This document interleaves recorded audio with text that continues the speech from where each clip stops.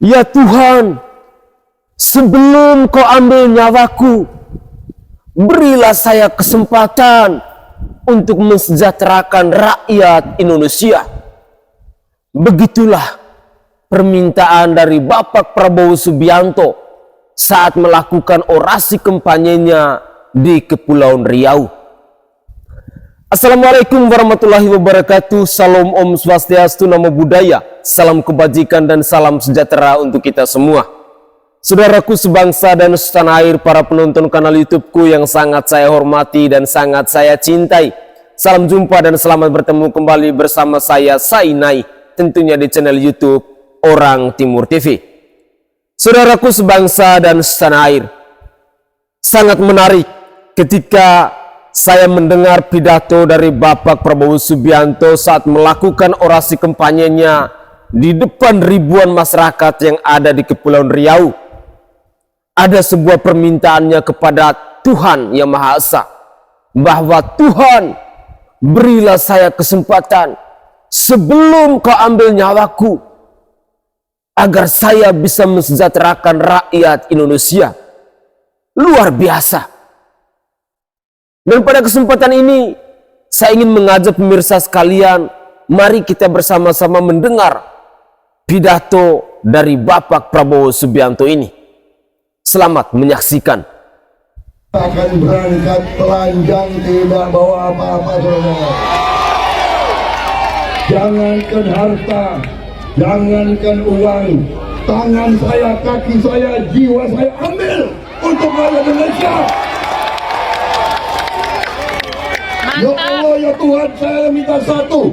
Sebelum Kau panggil saya, berilah saya kesempatan melihat rakyat saya sejahtera. Amin. Berilah saya kesempatan untuk membantu orang-orang miskin di Indonesia. Amin.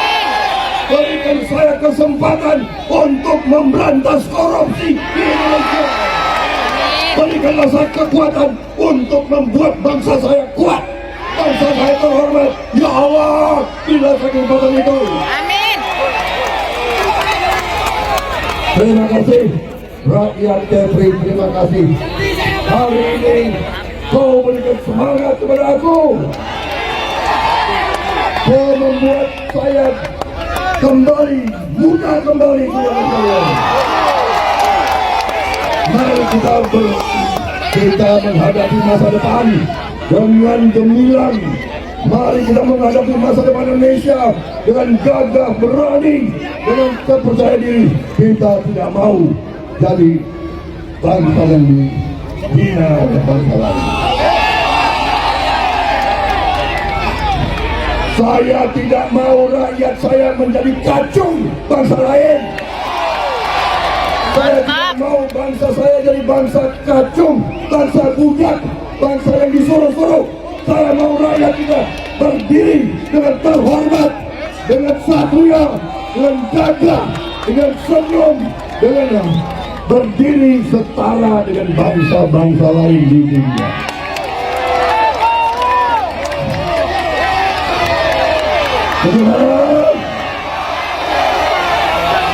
Ada kopi nggak? Ada kopi nggak? Ada kopi nggak? Kasih.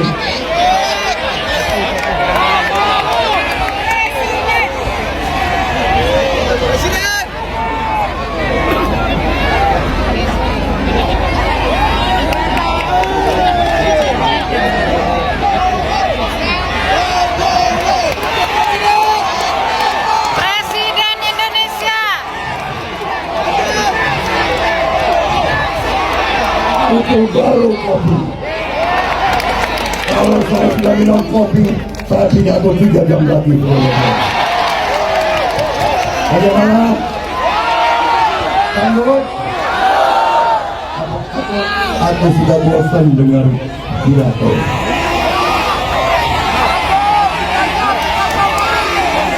Mas Gagan. Mas Gagan.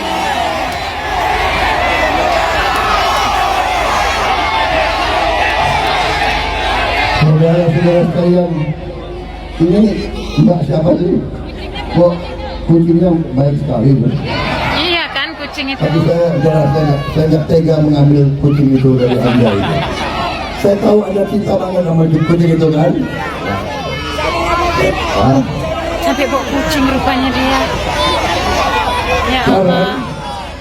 sekarang kucing saya sudah tambah. Sudah 7 kucing saya. Kucing itu. Saudara-saudara sekalian, terima kasih. Terima kasih semangatmu dan terima kasih kesetiaanmu.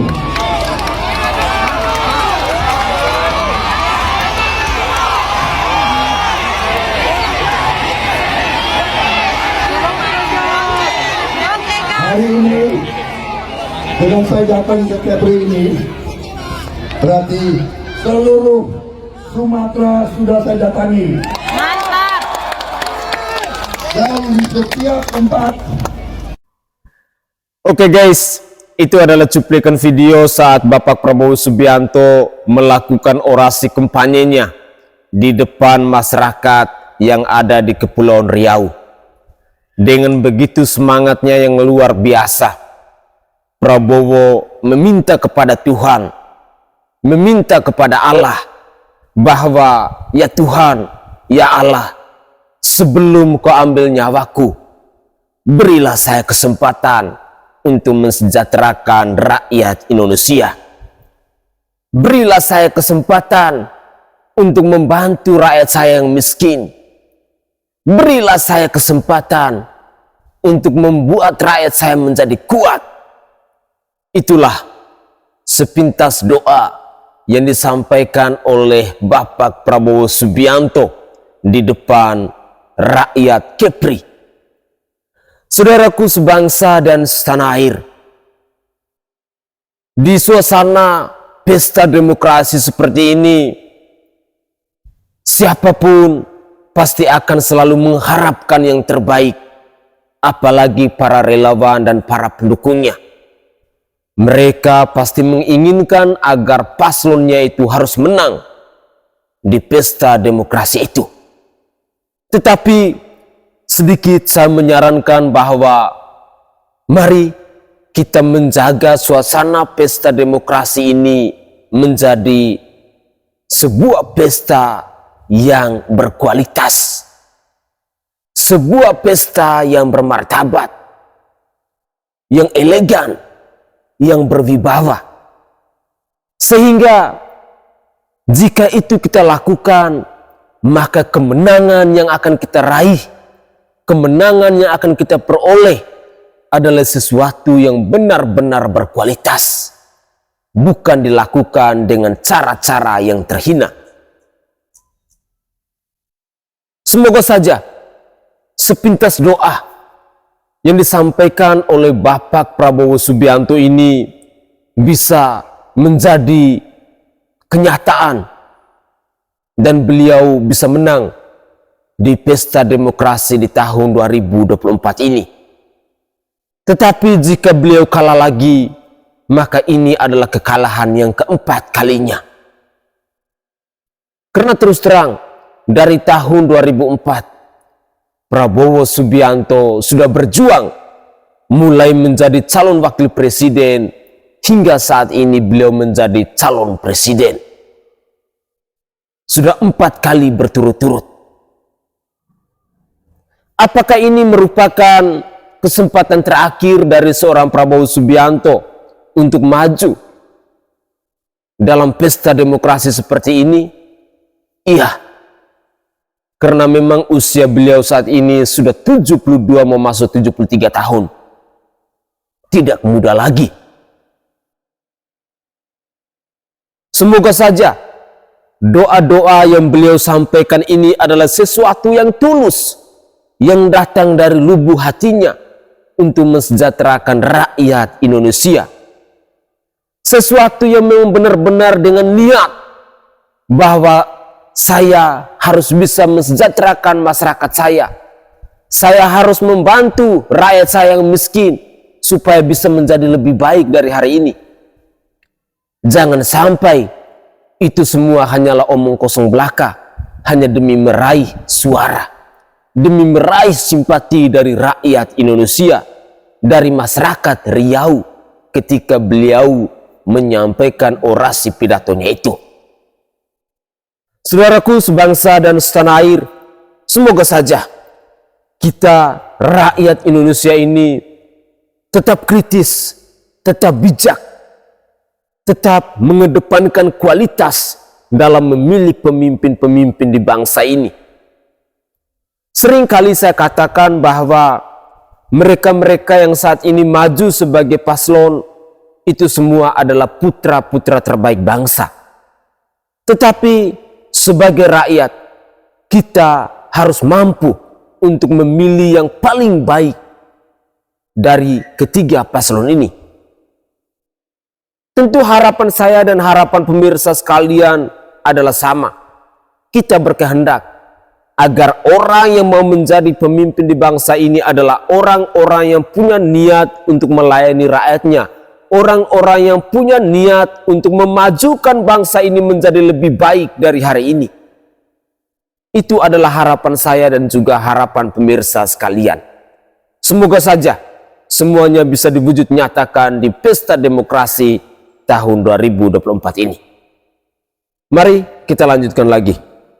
Prabowo Subianto ditantang aktivis mahasiswa dialog terkait HAM. Ini menarik nih. Bisa Pak Prabowo ditantang begini? Emang ada kasus HAM apa sih? Sebenarnya karena Tempo dan Vio Indonesia. Ternyata Pak Prabowo ditantang kayak gini karena diduga pernah ngilangin banyak aktivis di tahun 1998. Ini bukan saya ngomong, tapi para mahasiswa yang nantang. Mereka juga bilang punya bukti-bukti tentang ini. Mereka cuma pengen duduk bareng dan ngobrolin hal ini. Menurut catatan, ada 13 orang yang hilang dan sampai sekarang nggak tahu keberadaannya di mana. Ini adalah pelanggaran HAM berat. Makanya Pak Prabowo sering dicecer tentang hal ini. Padahal Pak Prabowo udah pernah jawab tentang ini di Pilpres 2014. Beliau bilang kalau beliau cuma menjalani perintah atasan karena beliau dapat perintahnya dari Presiden Soeharto saat itu. Lagian manusia pasti pernah berbuat salah dan manusia pasti bisa berubah. Karena itu semoga Pak Prabowo bisa ngobrol sama para aktivis tentang hal ini biar ada kejelasan yang pasti. Soalnya para korban pelanggaran HAM ini setiap Kamis ngumpul di depan Istana Presiden supaya dapat jawaban dan pertanggungjawaban tentang hal ini. Ini udah terjadi selama 17 tahun. Karena hari ini adalah 17 tahun aksi Kamisan. Menurut kau gimana? Saya mau dengar pendapat kamu.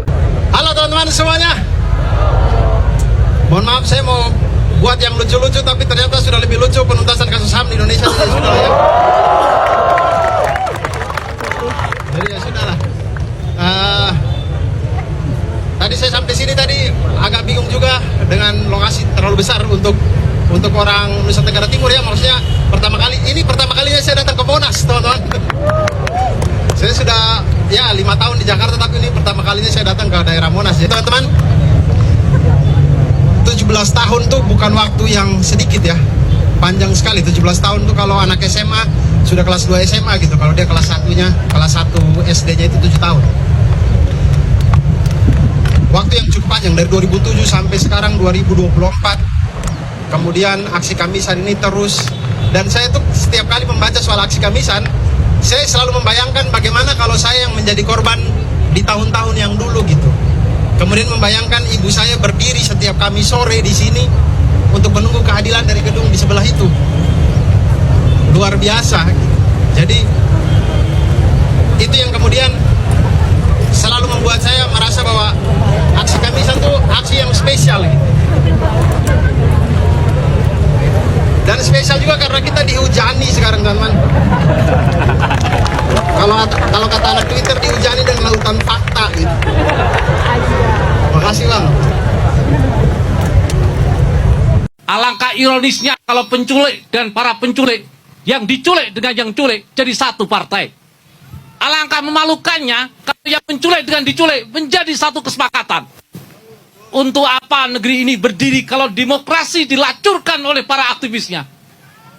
Untuk apa demokrasi ini kita tegakkan kalau aktivisnya mencoba mencari titik kompromi? Aksi Kamisan melatih kita untuk menegaskan posisi. Aksi Kamisan meletakkan kita bukan mereka. Dan kita tidak akan 17 tahun aksi Kamisan sebagai sekolah bersama kita semuanya. Anak-anak muda selayaknya tinggal bersama, hidup dalam aksi Kamisan. Di Yogyakarta dan di 50 kota yang lain aksi Kamisan telah berdiri. Dihuni oleh anak-anak muda. Bukan anak-anak muda yang santuy, bukan. Bukan anak-anak muda yang selalu mengikuti orang tuanya. Beda antara anak muda dengan anak penguasa. Itu berbeda sekali antara anak muda dengan anak penguasa. Jangan samakan anak muda dengan anak penguasa. Anak muda adalah mereka yang berdiri di aksi Kamisan. Anak muda adalah mereka yang menentang status quo dan menentang kemapanan dan menolak berbagai bentuk kejahatan HAM. Hari ini kita ingin mengikrarkan kembali bahwa anak muda adalah anak yang berdiri di semua kota yang sekarang menyelenggarakan aksi Kamisan. Hari ini ada 50 lebih kota menyelenggarakan aksi Kamisan. Pada jam yang sama, berdiri di tempat yang berbeda-beda, tetapi menuntut sesuatu yang serupa. Tuntut para penjahat-penjahat HAM itu untuk diadili. Kalau mereka tidak diadili, lenyap masa depan kebangsaan ini. Kita kehilangan etika, kehilangan moral, kita kehilangan masa lalu. Negeri yang kehilangan masa lalu akan dihukum di masa depan. Kami orang Papua di sini, kami terima orang non Papua nih, kami terima sama-sama. Tidak ada kami terima semua.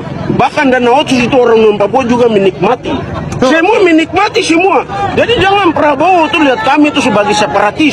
Itu tidak usah. Itu yang saya tidak mau Prabowo dari situ. Tidak usah. Jangan kayak kita hidup berbeda sama-sama. Kita bisa dalam kebinekaan. Tapi kalau selalu orang tendensi sama kami bahwa separatis, terus pakai hal itu untuk mendiskreditkan kita, menjajah kita, mengeliminasikan kita, itu tidak bagus. Tidak bagus. Saya orang pribumi. Saya lihat Prabowo itu tidak bagus dalam penyelesaian persoalan Papua. Dia pakai sistem militer. Prabowo bilang begini, saya bicara dengan logat Papua, Prabowo bilang itu persoalan Papua itu persoalan separatis. Separatisme di Inggris itu, Irlandia Utara dengan Skotlandia itu bisa diatur. Itu ada tawaran politik. Nah, tawaran politik seperti apa? Jangan lihat tawaran politik itu dengan muncul senjata. Tidak usah, jangan. Jadi jangan Prabowo lihat hal itu sebagai persoalan separatis. Tidak usah. Jangan. Kami orang Papua ini mencintai republik ini. Hanya republik ini yang tidak mencintai kita. Itu. Orang Papua ini tidak usah itu yang kenapa saya mau lihat Anies itu. Saya mau bicara dengan dia. Oke, siap. Bicara dengan dia, bicara jujur. Oke guys, itu adalah cuplikan video di season kedua, di mana dalam season kedua ini kita menyimak cuplikan-cuplikan video yang sebagian besarnya mereka mau mengajak untuk berdialog dengan Bapak Prabowo Subianto. Dalam cuplikan video yang pertama sampai yang ketiga tadi, kita mendengarkan bersama-sama bahwa sebagian besar dari mereka menuntut tentang keadilan HAM di bangsa ini. Mereka-mereka yang telah melakukan aksi pelanggaran HAM berat, mereka ingin minta keadilan. Mereka menuntut ke-13 orang yang diculik, yang sampai hari ini mereka tidak tahu jenazahnya itu ada di mana. Keluarga mereka selalu menuntut. Mereka ingin mencari, mereka ingin menemui jenazah dari ke-13 korban ini. Aksi Kamisan yang dilakukan oleh mereka-mereka yang sedang mencari keadilan di bangsa ini, mereka-mereka yang merasa kehilangan dari ke-13 orang yang diculik waktu itu, terus mereka gaungkan sampai saat ini. Dan yang menariknya ketika para mahasiswa dan juga tadi ada suara dari orang Papua, mereka menuntut untuk bertemu dengan Bapak Prabowo Subianto. Mereka ingin berdialog, ingin membangun diskusi bersama Bapak Prabowo Subianto. Cuma yang menjadi pertanyaannya, apakah seorang Prabowo Subianto akan bersedia untuk duduk satu meja berdialog bersama-sama dengan para mahasiswa yang bertanya tentang keadilan, tentang pelanggaran HAM berat ini, lalu juga dengan orang-orang Papua yang tidak terima ketika ada pernyataan separatisme kepada saudara dan saudari kita di bumi Cendrawasih ini. Tentu di era digital saat ini, rekam jejak masa lalu tentunya masih tersusun rapi, di file secara rapi, sehingga terkadang saya berpikir bahwa rekam jejak digital di era digitalisasi seperti ini memang amat dan sangat jahat. semua kebobrokan kita, semua kejelekan kita, semua kebaikan kita yang kita lakukan di masa lalu pasti akan bisa kita lacak dengan semudahnya demi mempelajari track record dari seorang maupun siapa saja. Jadi semoga suara-suara yang disampaikan oleh mereka yang sedang menuntut, sedang mencari keadilan ini bisa diakomodir. Dan juga saya berharap bahwa seorang Prabowo Subianto bisa bersedia untuk duduk satu meja, untuk dialog, untuk diskusi bersama para mahasiswa maupun saudara dan saudari kita dari Papua yang menolak pernyataan separatisme yang ditujukan kepada orang-orang Papua. Mari kita lanjutkan lagi. Sampaikan kepada masyarakat Bone rasa hormat, rasa salam hangat karena antusiasmenya yang luar biasa. Masa yang begitu banyak itu bisa ada di mana-mana.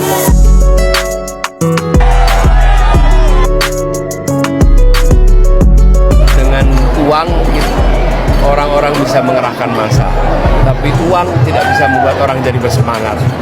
Dan yang hadir di sini adalah orang-orang yang penuh dengan semangat, dan itu tidak bisa orang-orang yang datang tanpa keyakinan, tanpa kepercayaan untuk perubahan. Jadi saya tiba di Bone ini bukan saja menceritakan misi, visi kita, program kita, tapi saya menyerap semangat masyarakat Bone yang luar biasa bergelora.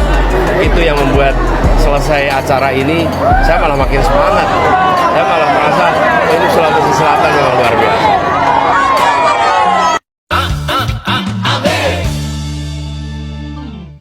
Biasanya lihat di TV, sekarang lihat langsung. Oke gas.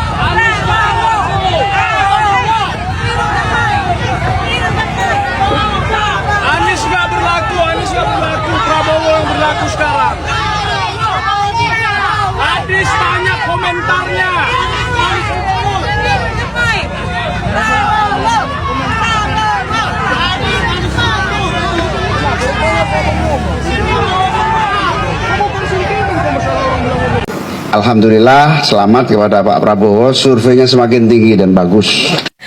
Kalau ada orang yang mau tahu nih doa gue sekarang itu apa, malam-malam gini, gue berdoa supaya Caimin ini tuh panjang umur. Kenapa? Karena dia tuh lucu banget.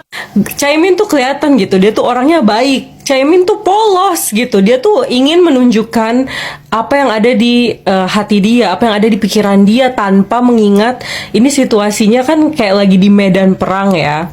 Dia tuh lupa strategi gitu. Dulu gue kalau baca komen-komen kayaknya Caimin ini adalah orang yang sengaja ditaruh jadi cawapres sebelah untuk menaikkan elektabilitas sebelah. Dulu gue baca kayak ini apaan sih ini, gak jelas. Sekarang gue ngerti. Caimin nih kalau seandainya nggak kepilih nih, nggak usah sedih. Bapak sudah ada di hati para masyarakat Indonesia, baik yang di dalam maupun yang di luar negeri. sebagai orang yang sangat lucu, sebagai komedian politik. Sekjen PBNU Gus Ipul menghimbau warga NU agar tidak memilih calon presiden atau capres yang didukung oleh Abu Bakar Ba'asyir. Menurut saya, bukan hanya warga NU yang tidak boleh memilih capres yang didukung oleh Abu Bakar Ba'asyir. Abu Bakar Ba'asyir ini adalah seorang tokoh radikalis yang meskipun tahun lalu dia mengaku sudah menerima Pancasila, tapi dia tetap berkeinginan agar para capres yang nantinya menjadi presiden Indonesia menerapkan hukum Islam. Ini sangat berbahaya bagi persatuan Indonesia yang bineka. Maka saya setuju dengan Gus Ipul agar kita tidak memilih calon presiden yang didukung Abu Bakar Ba'asyir. Saya akan memilih Prabowo. Prabowo akan menyukseskan Indonesia. Prabowo presidenku. Aing poho.